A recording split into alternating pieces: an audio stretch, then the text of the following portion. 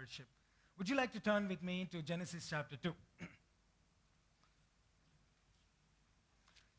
This morning we're going to finish our series on the Prince of the World.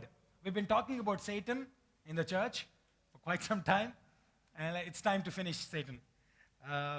We talked about what he does, what are his plans, how does he try and strategize to destroy our lives, our families, all the things we have been trying to cover. For last 3 Sundays, we talked about how to cover those open doors that we usually leave open for Satan to come inside. From Ephesians chapter 5, I talked to you about how do you open a door for Satan? And I talked about 6 different things that you usually do which gives a foothold for Satan to come into your life. Ephesians chapter 5, verses 25 onwards. Paul lists out 6 things that gives a foothold to Satan in your personal life. Then I told you, apart from your spiritual life, the second area which Satan attacks is your church. There are 3 crucial things which define your Christian life. Your spiritual walk with God, then your church, which edifies you and strengthens you, and then your family. These are the 3 most crucial aspects of your life which define who you become. So therefore, Satan attacks those 3 areas. That's how I started this series, this last topic called Cover Your Shores. In the last 2 weeks, we looked at your spiritual life, and then we also looked at last Sunday on the church, how Satan attacks the purity of the church. There are 5 things. Don't worry about the kid, okay? Jesus didn't bother about the kids. Let's look at it. 5 areas of open doors in a local church. 5 things. One was the purity of the pulpit. Last Sunday I told you what comes from this stage will be attacked first, including me, the worship team, the musicians, anybody who stands here, gives a testimony. Everything that we say is a preaching that comes to you, which you will actually accept and start using it for your life. So therefore, Satan uses those of us who are on the stage to actually lead you astray from God, to bring false doctrine to you. That's why I told you, everything that I preach, go back and research again. Go back and check the word. Even Paul, after Paul preached, the people in Berean church went back and checked it again in the word of God. Is Paul preaching right or not? Is what they did. So be careful with what you are receiving, whether from this pulpit, whether from the TV, or anybody you give respect to. Make sure you are actually receiving the true word of God, not their own interpretation or their own revelations. That's one. Purity of the pulpit will be attacked, number 1. Number 2, purity of the praise will be attacked. There are many times as churches we tend to shift our focus from worshiping Jesus Christ to our music, to our gadgetry.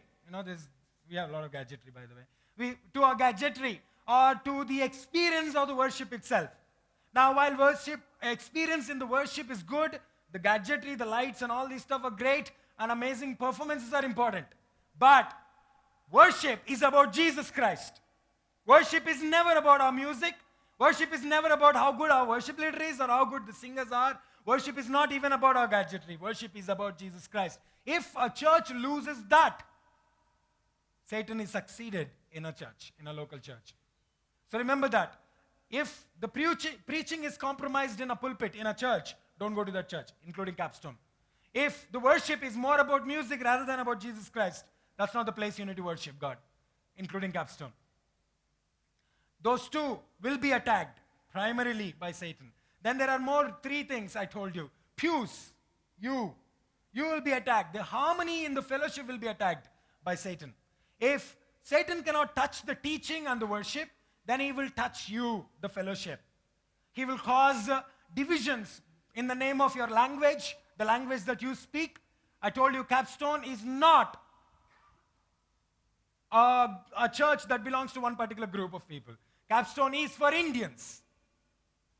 This church should remain for Indians, not for somebody else. That is the intention of planting this church.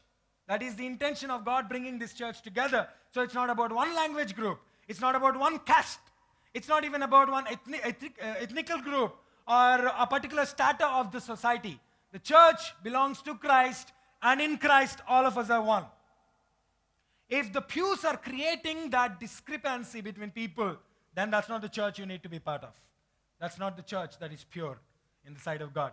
Satan can cause differences in the pews. So be careful, that's an open door for Satan. If you have feelings of your language, if you have feelings of, language is good, by the way. Absolutely, I don't have any problem you speaking your own language. But you bring that language identity into the church, you are opening a door for Satan to come inside the church. Please be careful with what you're bringing inside. The fourth one, I talked about purity of possessions. How you give, Satan tries to attack you in that area. It's more important for God why you give rather than how much you gave. God looks at that. Is the intent of your heart in giving is pure or not? Is what God looks at. Satan attacks your giving. So remember that. The fifth one that I told you that can become an open door in the church is your lifestyle. The purity of propagation of the gospel. Church in the New Testament grew because of the lifestyle rather than the preaching. You need to understand. Peter preached great. 3,000 people accepted after his sermon. But then more people were added into the church because they saw the community of Christians were the same inside the private space and in the public square. You remember I told you that Christians were in the habit of meeting in the temple and also inside the houses. So Christians both at the public square and at the home are the same. Therefore more people came. So lifestyle evangelism, that's the purest way of sharing the gospel than talking. While preaching is great and sharing the gospel with the words is great, it's your lifestyle that brings more people than your talk. Those are the 5 areas Satan will try and attack in the church and destroy the church. Today we'll look at the third area of your life, which is really, really important, and then with that we'll close this series on Prince of the World. The third area that is really important for us is our marriage, our family, our home, whatever you're going to call it today, however you're going to identify with that. Your marriage or your family or your home, that's the third area which Satan will try and attack. While primarily my focus is going to be on marriage, I want you to know, those of you who are not married, you also need to listen to this message, because based on this is how you're going to build your marital life in the future. So therefore, those of us who are married and have children, those of us who are not yet married, not me, but those of us who are not married, again us, all right, singles, you also need to listen to this because it's really important for you today. What you choose to believe today as an unmarried person will affect how you build your marriage. Therefore, believing in the right doctrine on the marriage is really important for you. So therefore, what I'm going to talk to you today will help you to have great lives in the future. What is God's ideal marriage? Genesis chapter 2. Verses 21. I'm going to have you read 2 different scriptures. So Genesis chapter 2, verses 21. So the Lord caused man to fall into a deep sleep. While the man slept, the Lord took out one of man's ribs and closed up the opening. Then the Lord God made a woman from the rib, and he brought her to man. At last the man exclaimed, "This one is bone from my own bone and flesh from my flesh. She will be called woman, because she was taken from man." This explains why a man leaves his father and mother and is joined to his wife, and the two are united into one. Genesis chapter 1 now, verses 26. Let us make man, human being, in our image to be like us. They will reign over the fish in the sea, the birds in the sky, and the livestock, and all the wild animals on the earth, and the small animals that scurry along the ground. So God created human beings in his own image, and in the image of God he created them. Male and female he created them. Then God blessed them and said, "Be fruitful and multiply, fill the earth and govern it. Reign over the fish in the sea, and the birds in the sky, and all the animals that scurry along the ground." Now, these 2 passages give us a picture of what God intended for marriage to look like, what God intended home to look like. What did God have in his mind? Now, before I move on there, I just want you to understand this. The first thing that God did after he finished the creation was to create a family. So for God, marriage and family are really important. It is God who instituted marriage that makes it sacred. Marriage is sacred. In God's sight, when he brought two people together, he wanted that to happen. It is his will to bring a man and a woman together and keep them together as a family. That makes it sacred thing. So remember that. It is a good thing, it is God's will, and it is a sacred thing, a holy thing, marriage. In fact, the author of Hebrews in chapter 13 says this, that marriage is honorable among all. If there is something that you can do, get married, is what the author of Hebrews is saying. Get married because it is more honorable than anything else that you can do. Marriage is instituted by God. It is honorable in the sight of God. It is the will of God. Remember that. It is God's will for man to have a companion. It is God's will for us to have our families together. Christian view of marriage, as we look at those two passages, there are three things that a marriage is intended for. Remember that. Number one, marriage is intended for companionship. God saw that man was alone, so he brought him a woman. God knew man cannot live alone, so he brought a companion to him, a woman. For God, marriage is about companionship. Nobody can fill that gap except for the person that God is going to bring into your life. The gap that you experience emotionally, spiritually, physically. Only a woman can fill it. Only a man can fill that. Understand that. It is God's intention for marriage to have companionship. In God's sight, not only marriage is about companionship, marriage is also about fruitfulness. That's the second thing. The first commandment that God gave in the scriptures is what? Is what? Have kids. Isn't that what he said? Have kids. That's the first thing that God said. We always talk about the great commandment of Jesus Christ. We take it very seriously. Why don't we take this also seriously? This is the first commandment God gave to man on the earth. Be fruitful, multiply, have children, is what God is asking us to do. God's will for marriage is to be fruitful. Physically, spiritually, to be fruitful and fill the earth. The third thing that marriage is intended for is stewardship. Companionship, fruitfulness, and stewardship. That's why God said, now, I brought you together in marriage. I want you to rule over everything that I give you. The earth is yours. I'm giving you the earth. I'm giving you the birds in the sky, the animals on the earth, the fish in the water. Everything now I give it to you. You take the responsibility. So in marriage, when God brings things to you, He's asking you, rule over them. Take care of them. Be a good steward. Do you know, Bible calls children a heritage from God? Psalm 107. So that means along with your job, with the money, with the property, with the possessions that God gave you, God also gave you children only to take care of them. You don't own them. They are owned by God, your children. You are given the opportunity to be a steward, to take care of them. So as parents, it's our job to make sure our children are brought up in the right discipline so that when they move out, they live according to the will of God in their lives. Those are the three things a marriage is intended for in the sight of God. Companionship, fruitfulness, and stewardship. Now, these are the three areas Satan will attack. Exactly these are the three areas which Satan would do in his capacity the best thing that he can do to attack and destroy the work of God in marriage. So therefore, it is necessary for those of us who are married to guard our marriage, for those of you who are going to get married, to make sure that you get the right person into your life so that you can build the right marriage in your life. Let me just look at those three areas now.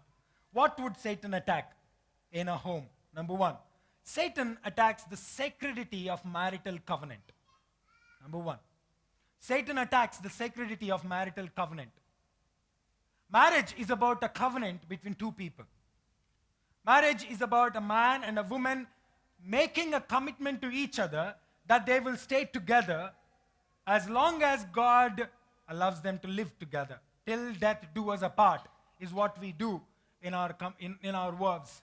Till death do us apart, we are one. We make a covenant between each other. God's idea of marriage covenant is that a man and a woman together make a covenant with each other, and then together, both of them make a covenant with God. That God, we will have you part of our lives. We will stay true to the calling that you called us to live. So, a man and a woman, as a husband and wife, will make a commitment to God together to each other. So, it's all about commitment. It's all about a covenant. Marriage is about that. That a relationship that is built on the basis of a covenant and a commitment. Now, Satan attacks exactly that area, so that he will frustrate you, make you, or tempt you to make decisions that are against the will of God, and then ultimately destroy your own life. Let me just give you examples now. When a Christian marries against the will of God, he will open a door for Satan to come and destroy his family. When a Christian marries against the will of God, he will open a door for Satan to come and destroy their marriage, their family, their home. So therefore, all of those who are listening now are not yet married, you got to listen to this. There are three things that God said that is His will in the marriage. Number one, a man should marry a believer, or a woman should marry a believer, whatever. Basically, as a Christian, you are to marry a believer. That's the bottom line. Now, here is the point. Satan will tempt you, convince you to marry an unbeliever, telling you that you can always change the person after the marriage. Now, I know there are instances where an unbeliever got married to a Christian, and then God, in His grace, allowed that person to be changed. Paul did talk about that also, and said, just because God showed grace in one family, don't think He's going to show you the same grace. Don't try and do that stuff. Do not be yoked with an unbeliever. Absolutely clear, crystal clear statement. Now, who is an unbeliever? In our definition, an unbeliever is a non-Christian. That's not what Bible meant when Bible says believer. Please listen to this message this morning. When Bible says a believer, Bible does not talk about Christian. Bible talks about a man who accepted Jesus Christ, or a woman who accepted Jesus Christ as their personal Savior and is born again in Christ. That is a believer. Just because I'm born in a Christian home doesn't make me a believer. I was a pastor's son and was the worst of unbelievers. Doesn't matter where I was born. My relationship with Christ makes me a believer. So as a Christian young man and young woman, when you choose your partner, you are not looking at whether he's a Christian or not. You're looking at whether he's a believer or not. That's the choice. I've seen so many Christian homes who just married because, man and a woman who married just because they are just Christians and had bad marriages. So, just because he's a Christian or she's a Christian, you cannot get married. You got to marry a believer. So when you choose to disobey the will of God and tell yourself that I'm going to manage, you probably will manage. I'm going to manage, you will end up seeing your marriage being destroyed by Satan. That's gross ignorance, gross disobedience to the will of God. So when a Christian marries out of the will of God, he's going to struggle in his family life. Number two, what is the will of God in the marriage? In the will of God in the marriage is a man and a woman. Not only a believer, a man and a woman, not a man and a man. Just because he's a believer, I can't get married to him. A man and a man. You know, I study a lot, so I keep listening to these questions that there are some communities that come up with blogs and articles which talk about how a gay marriage is possible because both the persons in the marriage are Christians and truly follow Christ. It's just that their sexual orientation is different. That's not how God created us. That's not God's intention. If God's intention was to allow man to marry a man, God would have bought Adam number 2. Isn't it? Or God would have bought Eve number 2, whichever. Why did God bring a man and a woman together? Because that's his intention. So homosexual marriages absolutely are forbidden by God. It is not the will of God. Now, homosexual will be forgiven by God. While I am against homosexuality, I am not against homosexuals. Please understand that. Because God is not against homosexuals. He will forgive them if they come and ask them to forgive him. You got to love them. You got to show them love. You got to show them grace. You don't have a choice. As a Christian, that's your responsibility. While God is against that. It is not the will of God for a man to marry another man or a woman to marry another woman. Number 3, it is not the will of God for a man to marry many, many women. Polygamous relationship or live-in relationship. Both. Polygamous or live-in relationships are not the will of God. That's the third thing. Why? If God wanted us to marry many wives, what would he have done with Adam? He would have said, okay, I'm going to bring you 4 Eves. Just have anyone you want. If God wanted us to have co-opting or live-in relationship, then God would have truly bought 4 different Eves and said, be with her for 3 months, be with her for 6 months, and then decide which one you want to get married. I think God would have given me the co-opting chances. He didn't. It was the intention of God that a man and a woman should marry. It was the intention of man, one wife, one woman, one husband. No other. And a man and a woman come together only after marriage. There are no live-in relationships. God conducted the first marriage, maybe not AG style, Assemblies of God style or capstone style, but God conducted his marriage between Adam and Eve. If any one of you choose to go against the will of God, do not blame God for your marital problems, those of us who are married. If we did go against the will of God, then please don't blame God for that. You are the one who grossly chosen to disobey the will of God. And so therefore you will struggle in your marriage. You have opened the door, man and a woman. You have opened your doors for your home. If a Christian marries out of the will of God, he breaks the sacredity of the marital covenant, opening the doors for Satan to come in. If a Christian ignores God's command in the marriage, he will again open the door. After you get married, God had another commandment.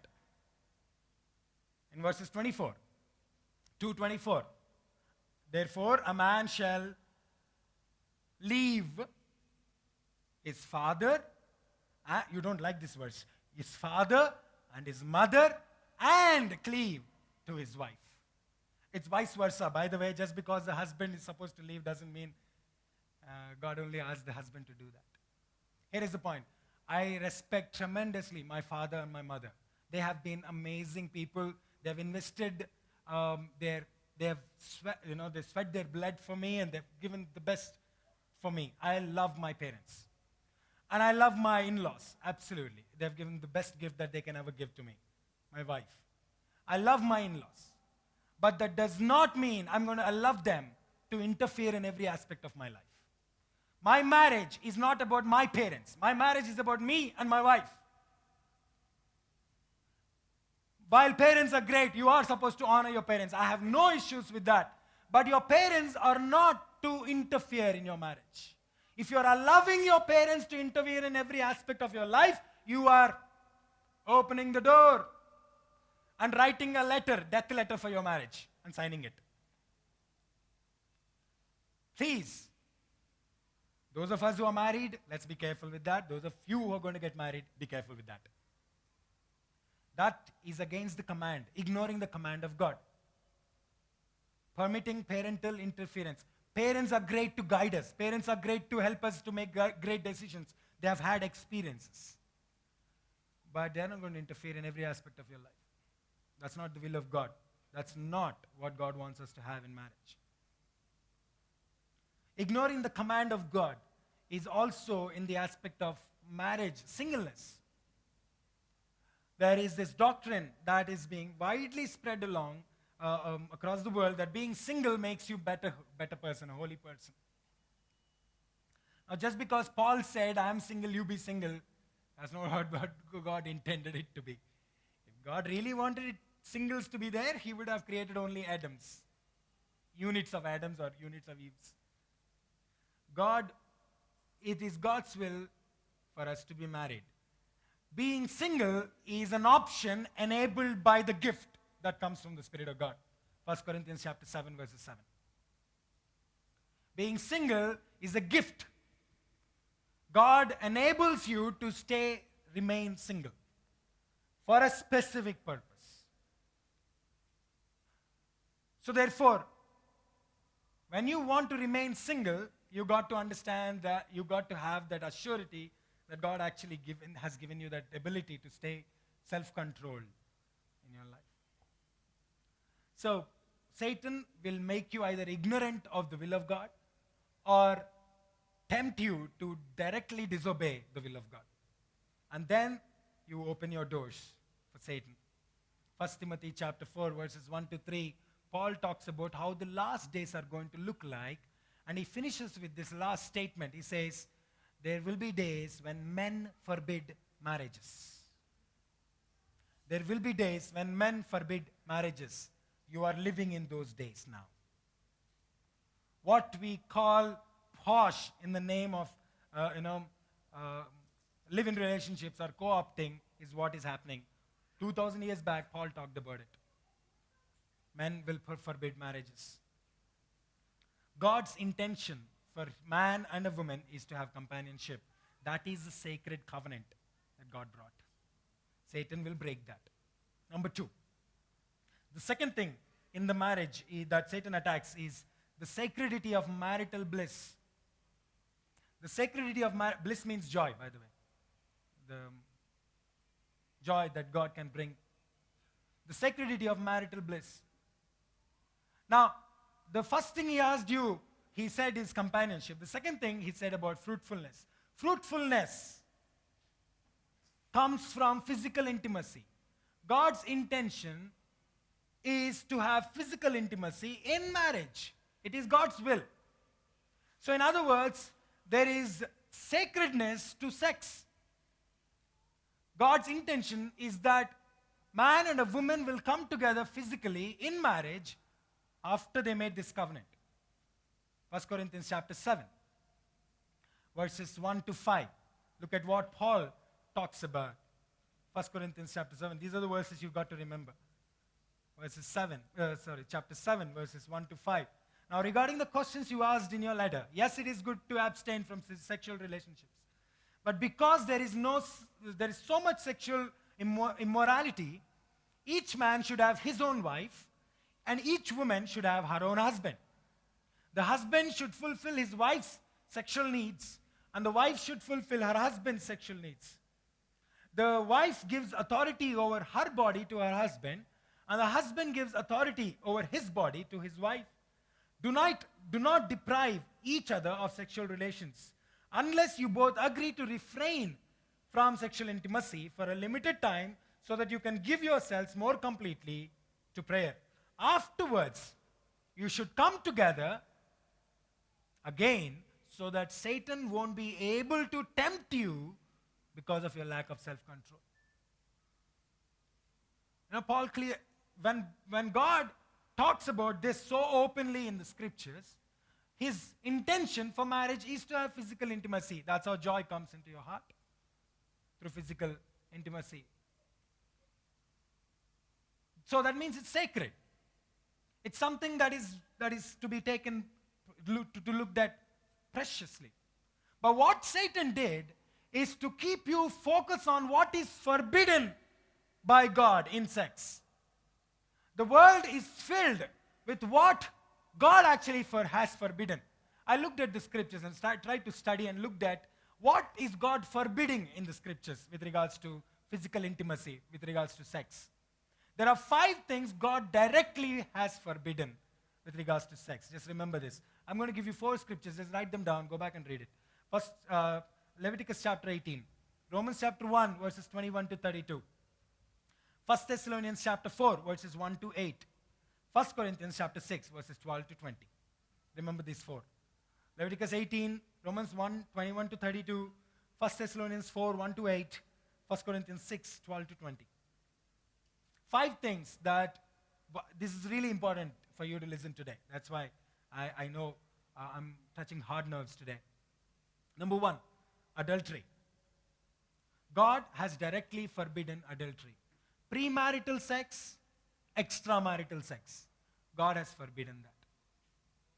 So sex is intended to be within the marriage. Absolutely. Physical intimacy is within the marriage. Adultery. Number 2, pornography. Public display of your physical intimacy or public viewing of your physical intimacy will lead you to pornography, which is lust, basically. Pornography is directly prohibited by God, Jesus Christ himself. Number 3, homosexuality. Homosexuality is forbidden by God. Number 4, bestiality. That means sex with animals is forbidden by God. Number 5, incest. Sex with the immediate family members, father, mother, brother, sister, father-in-law, mother-in-law, son-in-law, daughter-in-law. Sex within immediate family is prohibited by God, forbidden by God. Have you realized these are the 5 areas that Satan uses now in pornographic industry? These are the 5 areas that have been now widely accepted by people across the world. People talk about it openly. People write blogs about this openly. People view these things openly and accept as if it's just a part of regular life. These are the 5 areas. Now, what was sacred in the sight of God, physical intimacy, has been turned into such a bizarre thing that a pastor standing up on the pulpit and saying the word sex itself shuts you off. You probably are thinking, what is this guy doing today? Has he gone mad? Because what was supposed to be sacred has turned into such bizarre thing that even the word itself is making you off, thinking that is not Christian.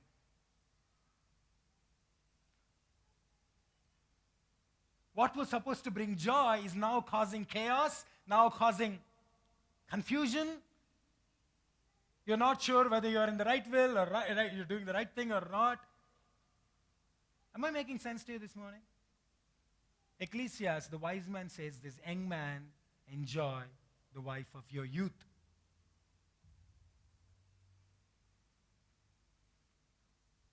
It is God's intention for us to have joy through physical intimacy.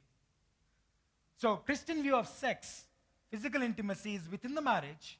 Christian view of sex is for the joy that comes through physical intimacy, for multiplication, for the fruitfulness of to follow the commandment of God with mutual consent. That Satan chooses to destroy. That by causing chaos and confusion in your understanding of what God intended it to be, Satan takes you away from God, the original plan of God. Number 3, the third area which Satan attacks. Now, till now, if you didn't like me, you're going to hate me after this. Sacredity of marital covenant, sacredity of marital bliss. Number 3, sacredity of marital responsibility. God has a specific plan for a man and a woman, for husband and for wife. You've got to listen to me very carefully. If you choose to stop coming to church next Sunday, it's your choice. But for now, just listen to me. For man to be the head of the home is the responsibility God put on the shoulder of a man. For women to be the helpmate to man is a responsibility that God put on the shoulders of a woman. This is God's intention in marriage. That is marital responsibility, according to God. Man being the head of the home as a leader. Woman being the helpmate to the man to make sure man fulfills the will of God in his life, in his family, in this world. That is the intention of God for marriage. That's how you become better stewards of what God has given you. Now, at the risk of sounding chauvinistic, I'm going to give this explanation of what I'm trying to say. Satan will seek to reverse the headship in the home. Satan will seek to reverse the headship in the home. 1 Timothy chapter 2, verses 11 to 13. And Satan seeks to create busyness outside of the home for both man and a woman. Satan seeks to create busyness outside of the home. 1 Timothy chapter 5, verses 14 and 15. Go back and read the scriptures, by the way. Just spend time to read them. These are the two things that Satan will do to take away the responsibility, to turn you away from the responsibility God placed on your shoulders, to reverse the headship at home, and to create busyness outside of the home. Let me explain that. When I say headship and a helpmate, I need to explain those two terms, by the way. Headship does mean authority, but it does not mean authoritarianism. Are you listening? Men, please, you don't like me now. God gave the authority to man, but He's not asking you to live like an authoritarian. You are not a dictator. You are supposed to be a leader. There's a difference between a leader and a dictator. A dictator sits in the chair, dictates everything. We are not called to be that. That's not what it means to be head. When God says head, man, you are to be leader of the home. Spiritual. Both spiritual and physical as you provide for the home. You and me, as men, we are called to take care of our home as spiritual heads. Now, I know there are marriages here where one of your husband is not yet accepted Jesus Christ. You kind of struggle. I want you to know, till your husband comes to know Christ, it is your responsibility to take care of your children and help your husband to know Christ. Once he accepts Christ, he becomes the head of the home, spiritually. But those of us, men, who have already accepted Christ and call ourselves believers, we are the head of the home. That means we lead from front. We don't ask our wife to carry us just because we are in authority. That's one. When I say helpmate, I don't mean a servant. That's not the intention of God. When God is saying help, He's actually not saying subjugation. That's not what God is saying. Women are not supposed to be subjugated. That's Paul made it very clear in Galatians chapter 3. Man and woman are made of same matter by the hand of God, and they are one in Christ. So we are one, equal. When God uses the word helpmate, He's actually telling men, you can't do everything. That's what God is saying to man. As a man, you and I need to understand this, men. That they are there because you can't do some things. You are weak in that. They are better than you. That's why they are called helpmates. We need help in the areas where we cannot do something. And there are a lot of areas where we cannot do anything. So we need women there. God brought women so that we both will fit in perfectly. If we miss that point, we will allow Satan to walk into our lives and destroy our marriages. When Eve needed Adam, Adam was not there as spiritual head, and sin came into the world. Eve needed Adam to be there and tell her, no, don't do this. He was not there. He was absent. So as men, we need to be careful. If we do not fulfill the responsibility as spiritual head, we will allow our marriages, our homes to be destroyed. I also need to define the second word, busyness. Satan creates busyness outside of the home. What do I mean by that? Listen to this. There are three principles I'm going to leave you with. Very carefully listen. All of us are working here. So therefore, you need to listen to this. Work is never a priority over family. Work is never, absolutely never a priority over family. Providence comes from God, not because you worked. Promotion comes from God, not because you did a better job. Providence is in God's hand. Therefore, work can never become a priority over family. Absolutely no. A man cannot say, I'm really busy outside, I need to do this, do that, and ignore the family. No, you can't do that. Or a woman cannot say, my career is more important than my family. By the way, I'm really open-minded, so open that sometimes my brain falls off. But I want you to understand that a woman is created to take the home, to take care of the home. God intended it to be that. That your priority first is home, your husband, your children, then everything else. When your work is taking your focus away from your family, then that's not the thing that God wants you to do. Same thing with men, by the way. That's number one. Number two, the second principle. Avoiding children for the sake of work is forbidden by God. I want to settle down in my life, then have children. When are you going to settle down? Have you ever thought about it? When are you going to settle down? Who told you are going to settle down? I have a dream of buying a house and then I will have children. When are you going to buy a house? After you buy the house, you're going to end up paying EMIs. And you're thinking, all my salary is going in my EMIs, I'll wait for some more time. I'll have children afterwards. Do you know there are families who do not have children and are praying, begging God to give them children? And they don't have children? At some point, by avoiding children, you're going to turn back and become barren and beg God to give you children. And God would say, when you're supposed to have children, you didn't have. Avoiding children for the work? Absolutely no. Children become our priority. Children are a heritage from God, gift from God. How can you say no to that? You are okay with God giving you grace. You're okay God giving you forgiveness, but you're not okay with the children God gives you. Avoiding children for work? No. Choosing career over a husband, choosing career over a wife is an open door for Satan.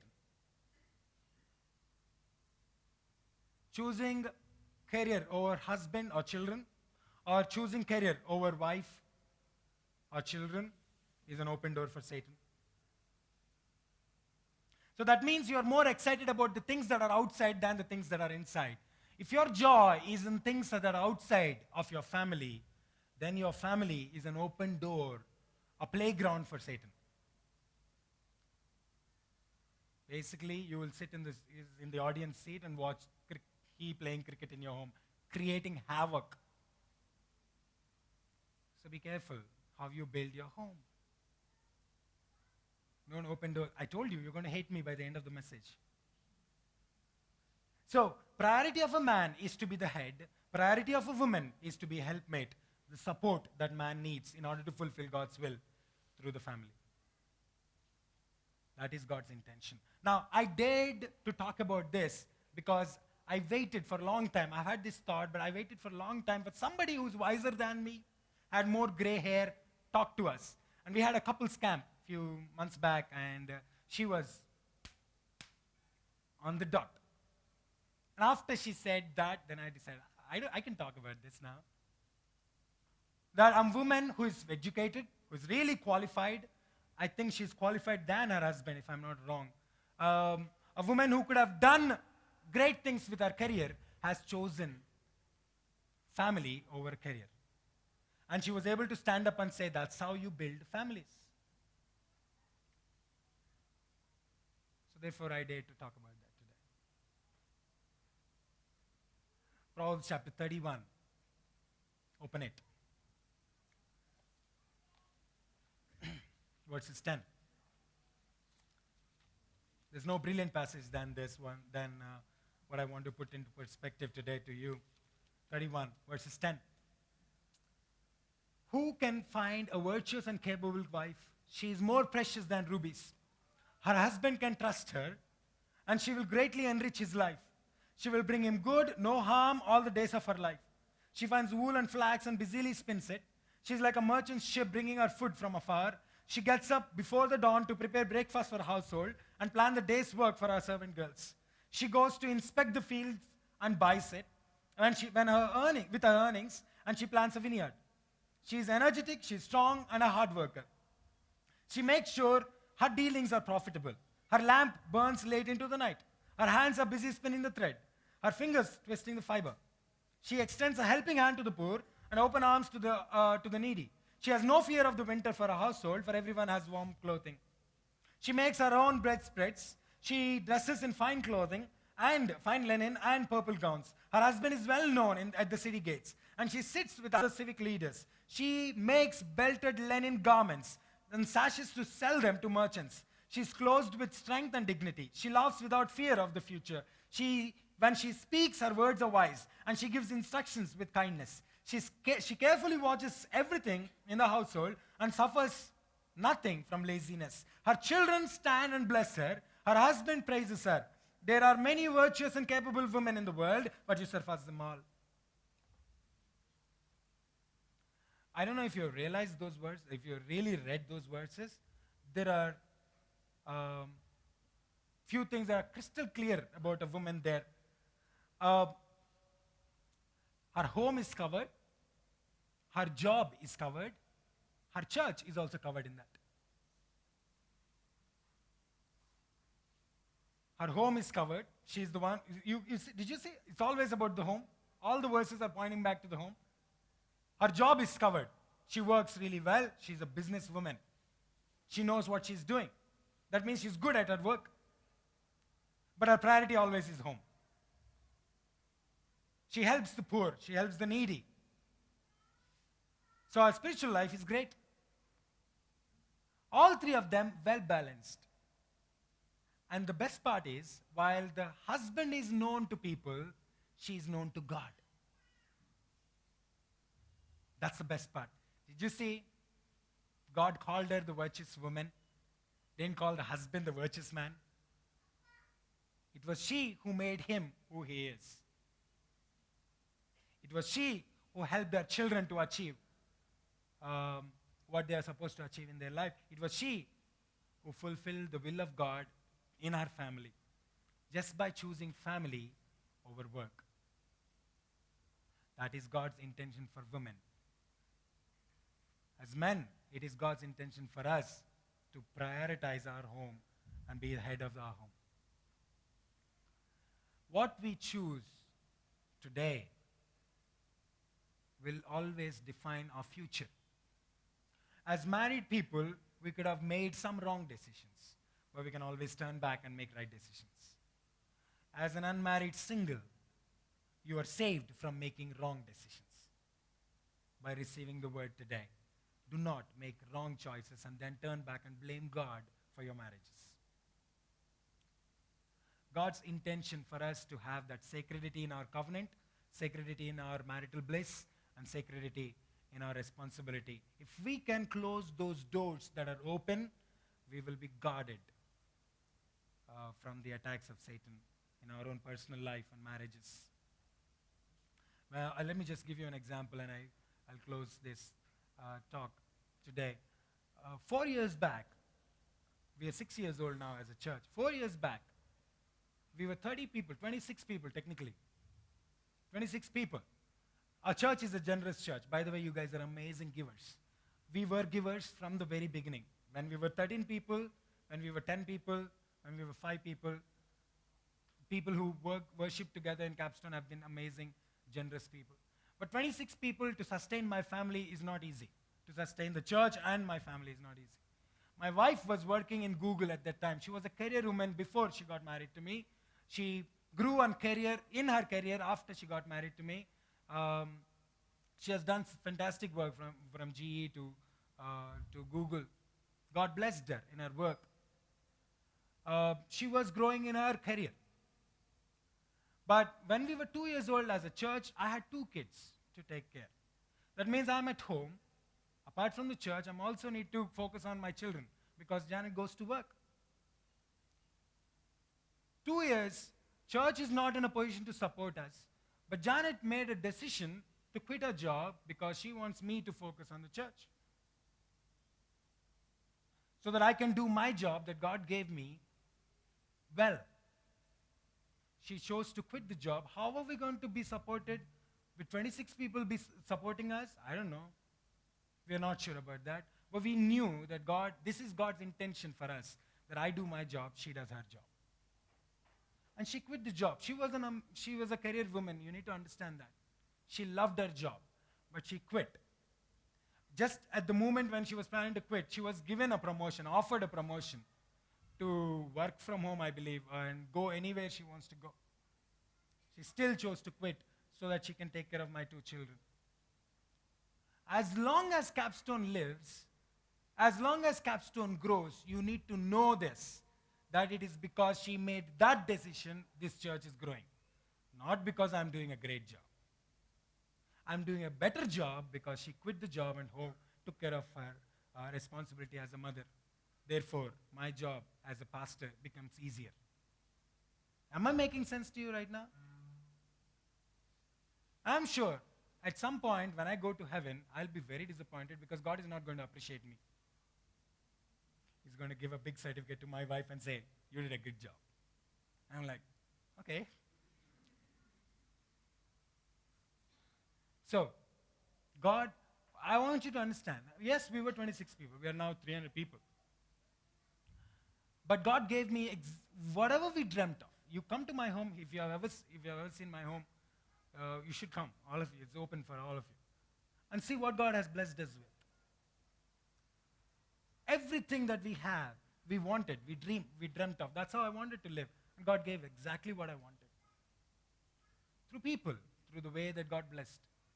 God is never going to disappoint you if you choose to follow what God asks you to do. Absolutely. You will actually see the providence of God with wide open eyes. So, your responsibility, take your responsibility really seriously. This morning, I want to bless you. I want you to stand to your feet. Turn with me to Psalm 34. We're going to read Psalm 34 together. In reciprocation, because it gives a beautiful blessing to all of us who choose to do the right thing. Let me start. I'll read verse 1 and then you do verses 2. I will praise the Lord at all times. I will constantly speak of his praises.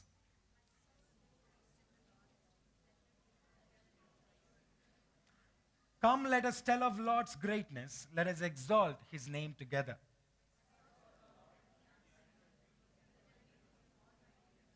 Those who look to him for help will be radiant with joy. No shadow of shame will darken their faces.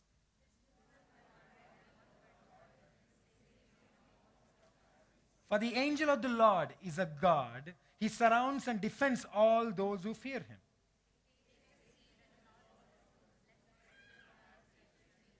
Fear the Lord, you, his godly people. For those who fear him will have all they need.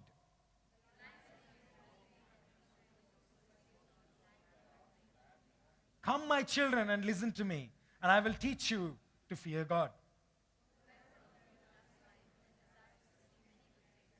Keep your tongue from speaking evil and your lips from telling lies. The eyes of the Lord watch over those who do the right. His ears are open to their cries for help.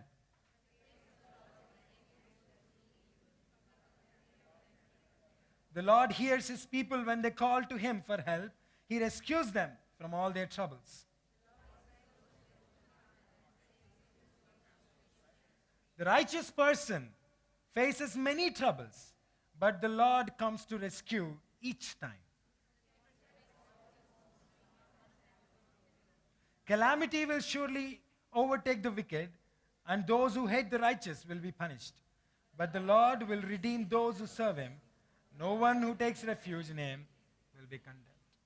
Choose to do the right thing, and you will not be disappointed. Choose to do the right thing in your marriage.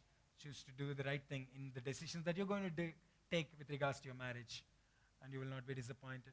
This morning, we're going to do something. I want those of you who are husband and wife just to turn to each other, hold each other's hand. If you have your wife beside you, if your wife is not around, just run around and find your wife and hold your wife's hand, or husband's hand. I want you to turn to each other. Just turn to each other, just all the married people. Turn to each other. Hold your hands. We're going to pray. You're going to pray for each other. You're going to bless them for the gift that God gave you. For those husbands and wives whose wife or husband is not here, you're going to lift up your hands and you commit your wife or your husband to God. Those of you who are singles, by the way, please close your eyes right now. And you're going to commit yourself to your God and say, God, I'm going to stay pure. I'm going to give respect to the sacred aspect of this marriage. I will remain true to your will. I will not disobey your will. I will not ignore your commandment. And I will follow what you ask me to do, God, as a single person. Make yourself a commitment. Husband and wife, pray for each other, bless each other. That God gave you this amazing